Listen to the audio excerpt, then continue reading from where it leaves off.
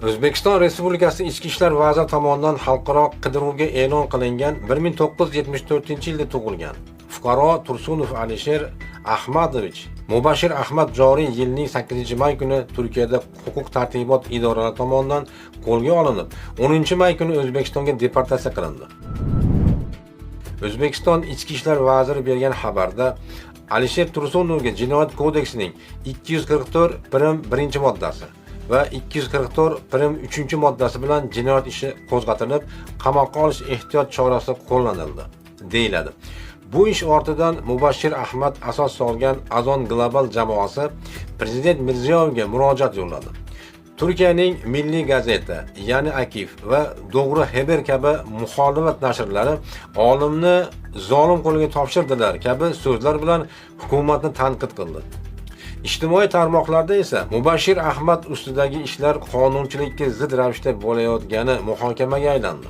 Terrorizmga qarshi kurashish shioriga sodiq holda islom va musulmonlarga qarshi kurashayotgan O'zbek rejimi o'zining mashhur 244, 159, 216, 155 kabi moddalari bilan jinoyat ishi ko'rayotganida tergov harakatlaridami, sud jarayonidami, qamoqxonalarda saqlashda bo'ladimi, xullas biron bir holatda o'zining qonunchiligiga muvofiq ish olib borgani kuzatilmagan.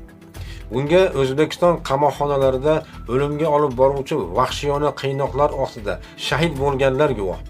Zolim Karimov rejimi tomonidan uzoq yillarga hukm qilinib, haligacha ozodlikka chiqmagan.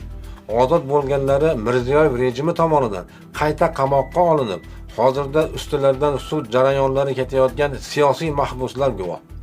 G'azo ahli ustidagi qirg'in va vahshiyliklar bilan G'azoni inson huquqlari va xalqaro qonunlarning qabristoniga aylantirgan bosqinchi Yahud vujudiga yordam berayotgan Turkiya hukumati uchun esa Mubashir Ahmadni zolim qo'liga topshirish xalqaro me'yorni yengilgina chetlab o'tish hisoblanadi xolos.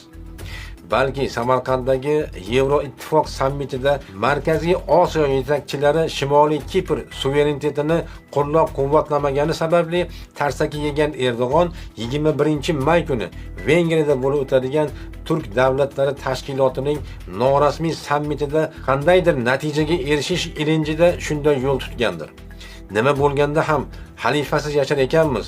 Musulmonlar mustamlakachi qo'ldagi malay hukumatlar siyosatining qurboni bo'lib qolaveradilar.